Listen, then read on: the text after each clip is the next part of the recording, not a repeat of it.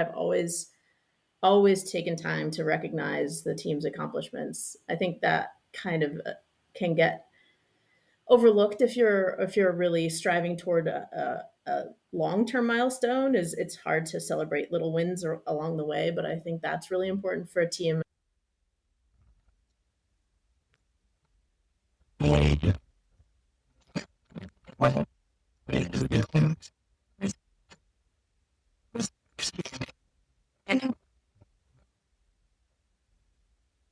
One of the reasons I love working in aerospace and other hard tech companies is really the diversity of people that you get to work with. You think of a company like SpaceX and you think of, rocket engineers, but really a company like SpaceX or any of these companies is made up of tube benders and welders and software engineers. When we talk about building the future, it really takes all hands, right? It takes a village to do that kind of stuff. And so that creates a lot of challenges specifically for managers, because you might suddenly find yourself leading people who have very different backgrounds, experiences, and goals than you have in your career. And so that's why I'm really excited about today's conversation with Julia Allen.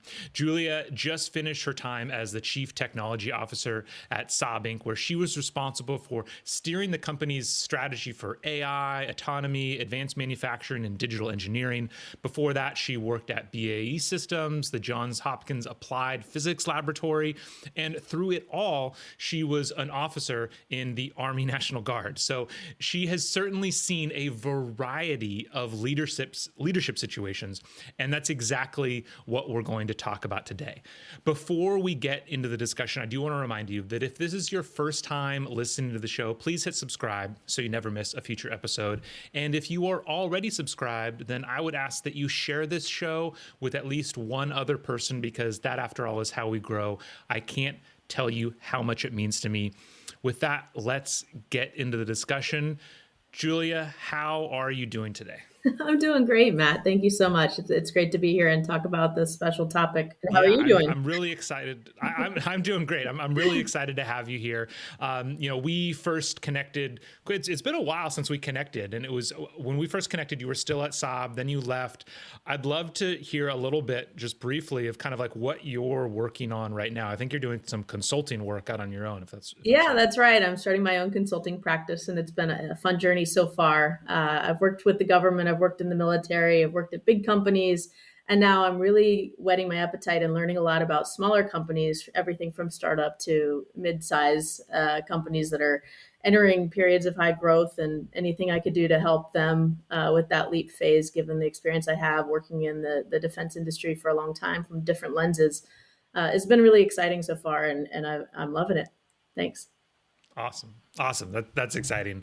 I kind of want to get started kind of more towards the beginning of your career and talking about your time in the National Guard, because I do think it's interesting. It's one of the things, I'm still in the reserves. It's one of the things that I love is kind of it's the military, and especially the reserve component of the National Guard is can be such a melting pot for so many different experiences.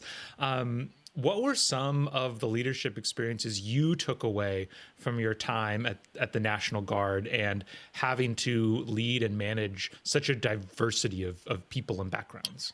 Yeah, thanks so much, Matt. It was probably the most formable role for me that I'll draw on the most from this conversation is being a company commander in Maryland, in the Maryland National Guard, which was a great opportunity, not only because they just stood up a military intelligence brigade there, but also because it's in the ecosystem so close to DC. You've got the National Geospatial Intelligence Agency, you've got the National Security Agency, you've got CIA, DIA, all the three-letter agencies that are nearby, which are where a lot of your National Guardsmen work, right? And Sure. so it was a great opportunity for me as a military intelligence company commander with over 180 analysts to be exposed to a huge variety of people. I mean, you're talking 18-year-olds with a high school degree, all the way up to the most experienced NSA analyst that is, protecting us on a daily basis. in that role in their full time job. And I, like you mentioned, worked full time. I was also in grad school at the time, so I was really stretched. I was pursuing a PhD, Wow. leading a company, and working full time in the research and development field across both Johns Hopkins Applied Physics Lab and BAE Systems Fast Labs. And so for me, it was a time of extreme leadership growth and stress. And I felt like my capacity for stress increased a lot during that time. But it was also a time where I develop the most as a leader with Yeah. that variety of people working with me.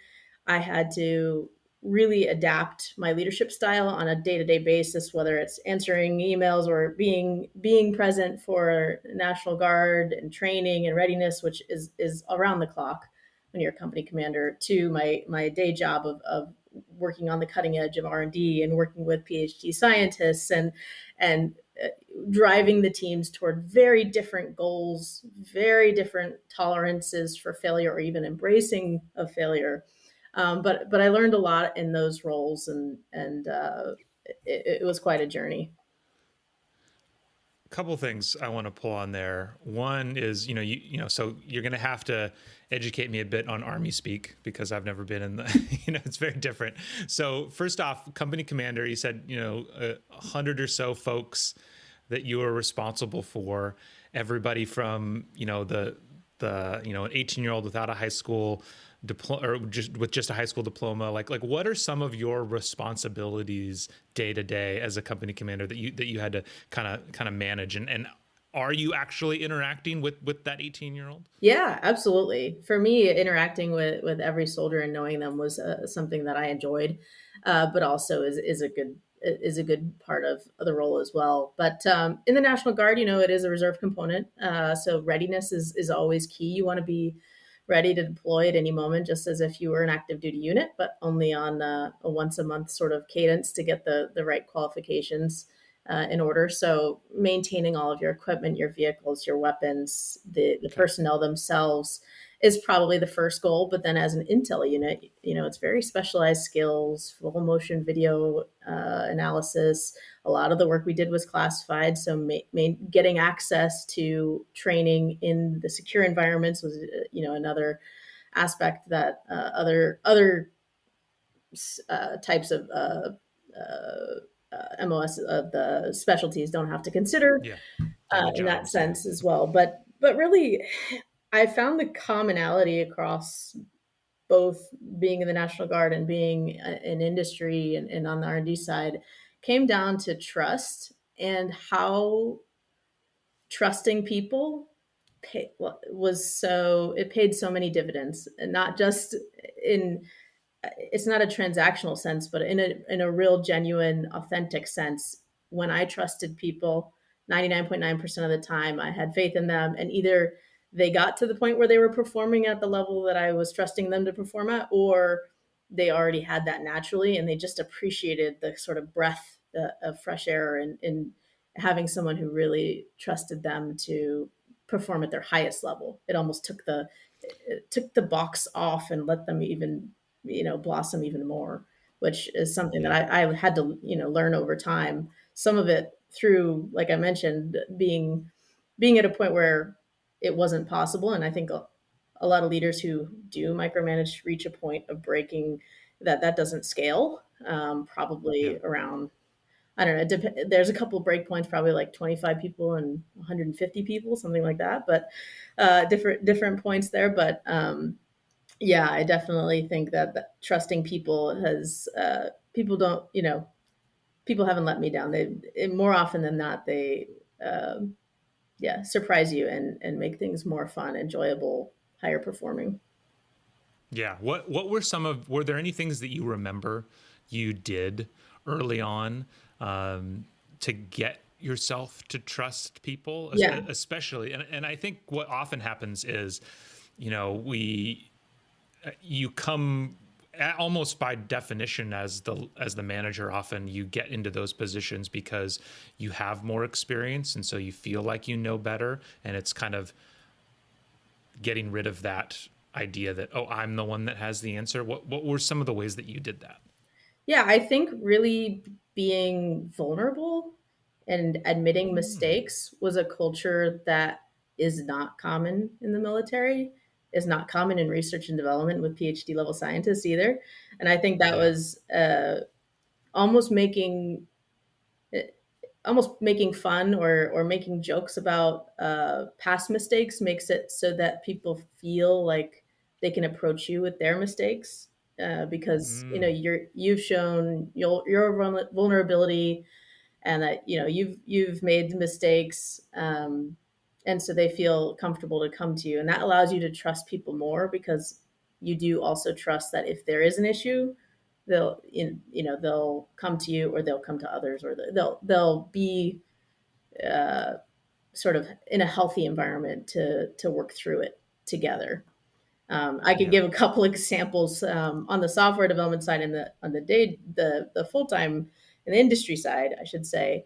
I did. I wasn't a software engineer by training, but I did do some coding on the job, of course, as a mathematician, Yep. as um, a research scientist. You have to obviously interact with computers a lot. And well, I was first learning Linux, and I was so frustrated with not having permissions to do this or that. I think a lot of people who haven't worked with Linux systems before experience this. But I basically did this command. It's the shorthand for it is chmod 777 and root, which basically gave permissions for me to access everything and do everything to everything on the computer. But anyone who's from that industry, that like a discipline, knows that that is like could be an abysmal mistake that completely ruins your computer. Okay. So I like give that a joke to start some meetings, and it's a real it's a real story that kind of sets the stage for like, well, if she's uh, vulnerable enough to admit that she did something so stupid or so inexperienced, or then it kind of sets the stage for others to say, oh, by the way, we're gonna have to rebase the code because I made a commit that you know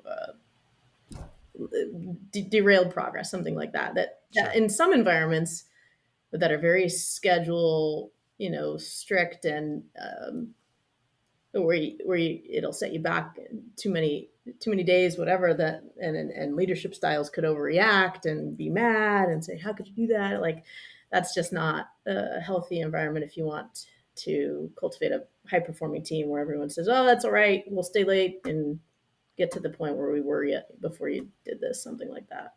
And then on the military side, completely different kinds of mistakes, right? Like, Yeah. Yeah. didn't forgot to PMCS a vehicle, or one time I asked for my supply sergeant to bring plates to the range. I said, we really need you to come bring these plates, and it was like 3 hours away, and it was going to be really inconvenient. And he got to the range, and he had 120 food plates, and I was talking about armor plates, but I made a very Yes. big communication error in not being more precise with my Yes. speech. And he was like Yes. very much like, you really can't get plates. Like he was frustrated too. So like things like that you don't forget, but even if they're jokes, like those aren't like, hey, I made a mistake and blah, blah, blah. Like these are big, Yeah. not mistakes that costed lives or Yeah. serious in that sense, but it goes a long way, I think, in building trust and building a approachable climate.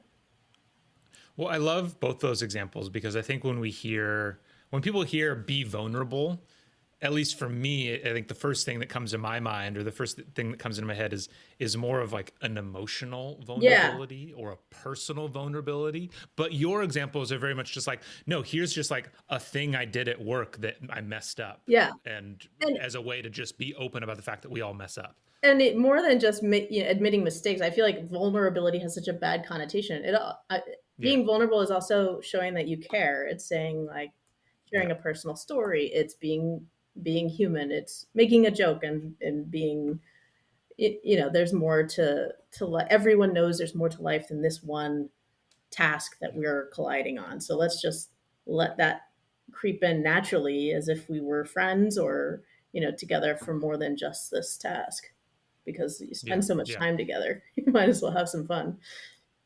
Yeah, absolutely. Shifting a little bit, but kind of continuing on this idea of trust and personal interactions. You already mentioned it a little bit, but you've definitely been in a lot of situations where you were probably leading people who were much more experienced than you, especially on a technical level. And I know, especially for new managers, that's often the thing you're holding on to. Is it's like, the reason I am the manager is this technical competence, but very quickly that goes by the wayside, and it becomes next to impossible to always be the most technically competent person in the room. In fact, you probably don't want to always be the most technically competent person in the room if you're moving forward as a leader. So how did you approach those kinds of leadership Yeah, situations? I think it's interesting. I have a lot of, not to sound boastful, but I do have some natural leadership qualities that people tend to kind of look to me for guidance. It's not something that I just do because I'm power hungry and want to be the leader and want to be in charge, something like that. It's more Yeah. something that needs to get done, and some people don't want to do it, some people do want to do it, but finding inspiration from the person that does it, I think, is most important, and not being the smartest person in the room, but maybe being the person who is most willing to carry burdens for the team, most um, I wouldn't say willing, but most excited to celebrate the accomplishments of a team and to sort of Mm, bolster the team's um,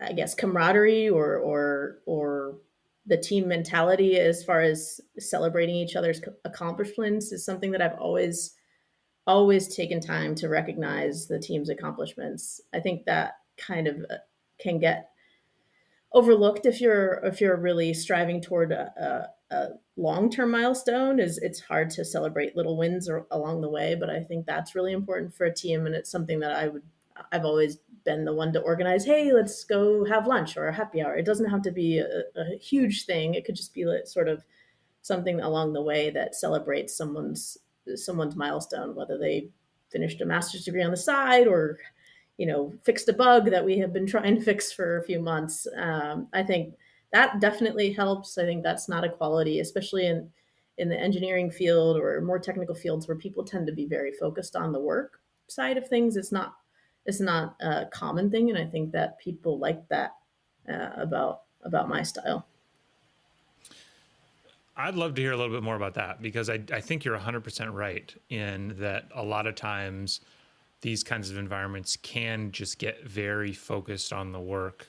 And it sounds like to you that became kind of a unique quality, or a differentiating quality, is the fact that you wanted to celebrate Yeah, that. Yeah, so from your perspective, it was really well received, I suppose, because I think that's the challenge. A lot of people think that nobody's going to care. Like, I didn't care, so nobody else is going to care, and that's maybe not why they don't want to do it. But you yeah, and saw people something tend to different. diminish the small things, like, well, it's just that, and we haven't done this yet.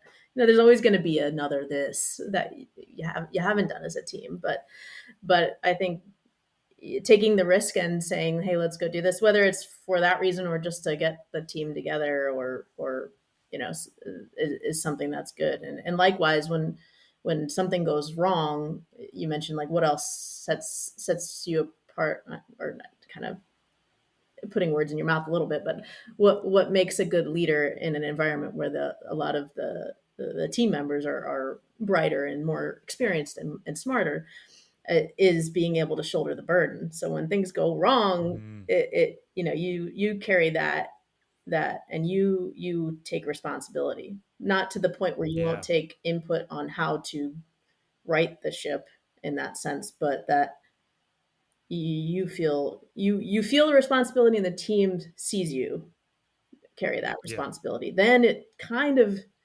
changes the dynamic where they want to protect you. They want to be proud of you as their leader in most cases, not all cases, but in most cases, people want to work for people that they're proud to work for, that they want to represent them yeah. publicly, externally facing, especially as you get to the executive levels. But But behind the scenes, that is someone is approachable, that they feel they can influence, that they feel that they can help, that they have a voice in the direction of the team as well.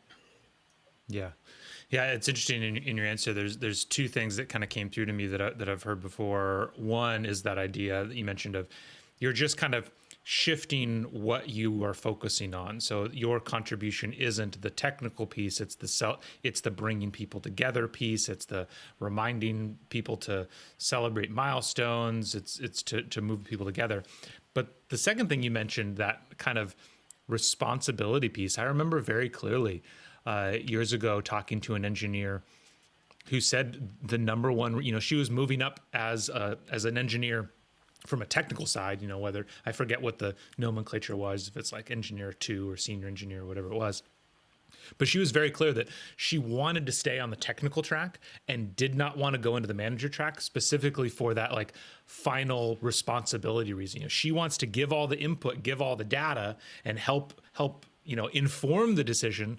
But when it comes to the person who actually signs and says like, we're ready to launch or Right. something, she wanted that to be somebody else. And that is another big part of being a leader. It's you, what's the phrase? It's like you get none of the credit Yes. and all of the blame Yes. kind of kind of thing. Yeah. That And that that's a and that's challenge. it's a little bit cliche, but I've lived by that, and Yeah. it's it's the right thing to do. It's the right way to Yeah. go about it. I Yeah. I will say too, like, not to skirt by the technical side of this, being a leader, especially in innovative research and development work that's all new. You do need to be. It's helped me, I should say, to be a generalist when it comes to the tech as well. Yeah. Being able to go deep in certain areas, but also being up to be able to pick up new things quickly. And I'll give an example. Like, back when I was leading as a principal investigator for an Office of Naval Research program, one of the parallelization approaches we were using wasn't working. And I knew nothing about parallelization. So I did a lot of research and ended up getting to a point where I had gotten a new approach that the software engineer could sort of take and then implement it at scale. But it was a time when it's a critical path thing that we were doing, and I had to learn something new and quickly to make sure that the Yeah. program stayed on track. And that built a lot of trust in myself too, as a technical contributor, when you need to insert yourself as surge support in any technical discipline that is under the program that you're leading, being able to pick up new skills and Yeah. pick up an oar, as one of my prior colleagues would say, and row when you have Yeah. to. That's definitely useful. Yeah. Yeah, it's interesting. I think it's something that we've been seeing a lot recently with a lot of the most prominent leaders, whether it be like Jensen Huang or Elon Musk, and I think many of these characters have the moniker of being extreme micromanagers, as if they're in everything.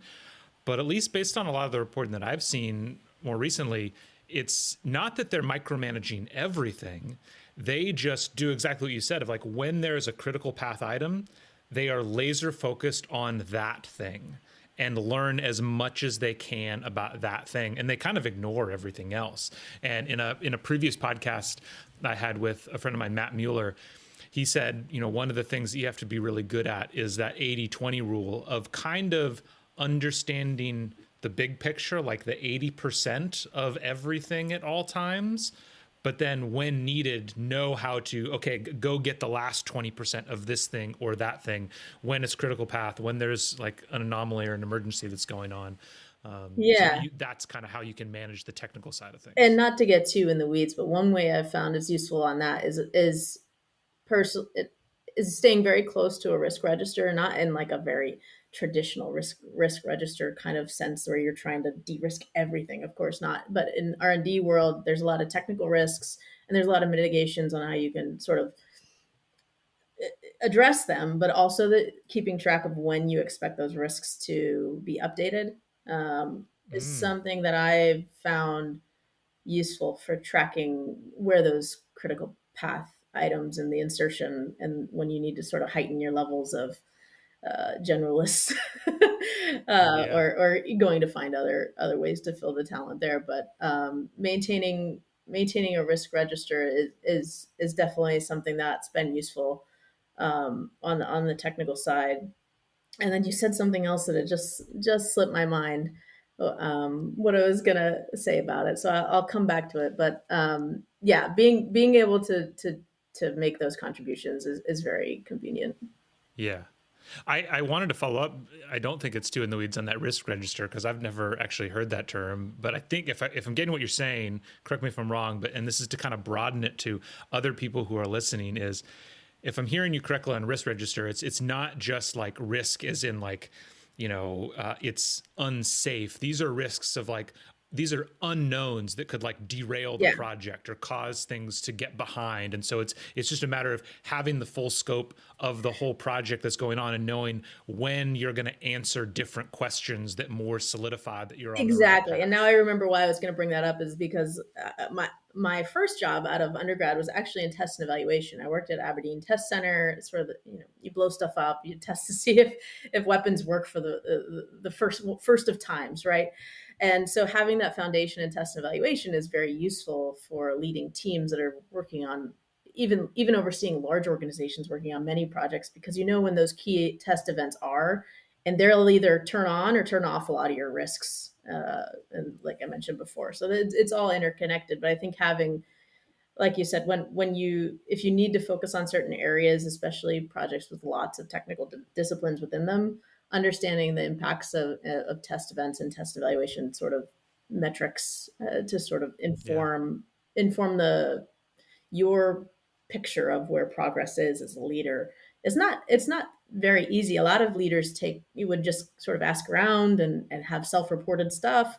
But if you build it more like you're tracking something based on data, then it's a little bit more transparent, I think. Yeah, I love that as a technique because I do think leaders it's a struggle of what to focus on your because there's always going to be things that you can and I think the tendency might be to focus more on the things you know more about or the things that you can have more of an impact on. But yeah, any project is going to have risks associated in instructional design. It's like has the is the first is the draft done in time? Did the client approve the draft? Like there's going to be all these steps along the way, and knowing when those milestones are coming up to say yes we are on track or no we're not on track is a great way to know who do I need to be following up with or touching base with this week to make sure the project keeps moving forward. Yeah, and a lot of people could treat risk registers as sort of static, but you can track like the directions that risks are trending, and you can sort of model where you think they're going, and how your models match reality as time goes on. I try to keep I try to keep the estimates in there along with the actuals too, to see how your mental models are doing. I love it. I love it. Well, this has been great. I think there are a couple more things we want to talk about, but I want to be cognizant of the time as well. I got a lot out of this discussion. I think, the two main things that I pulled from this are one, the key importance of the kind of the trust and the personal connections, because it's something that I harp on. And honestly, I think in a lot of technical organizations, it's something that people think doesn't really have its place. So it's great to hear from a leader like you that said, like, no, that this was one of the things that differentiated me as a leader that people really liked. And so that's amazing.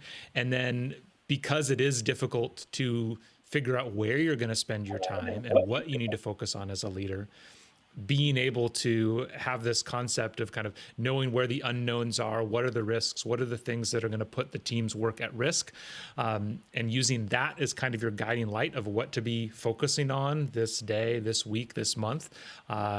Two really helpful ideas that I don't know if, especially that last one, I don't know if I've ever heard it quite Yeah. articulated that No, way. it was really fun for me. Thank you so much, Matt. It was great to think about my experiences, which I think of as parallel experiences, and National Guard and this R&D career in the industry. But it was fun to think about what was similar and what was very different, like the sort of physical presence and physical performance, right, versus intellectual performance, Yeah. and how all those worlds differed a lot, but had some commonalities when it came to the paths that I've taken and the approaches I've taken to leadership. So thank you so much. Thank you so much for listening to today's show.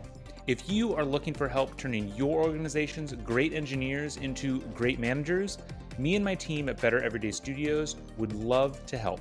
We deliver targeted and interactive training workshops that are designed to help build the 3 fundamental skills of any new manager: building trust, giving feedback, and setting goals.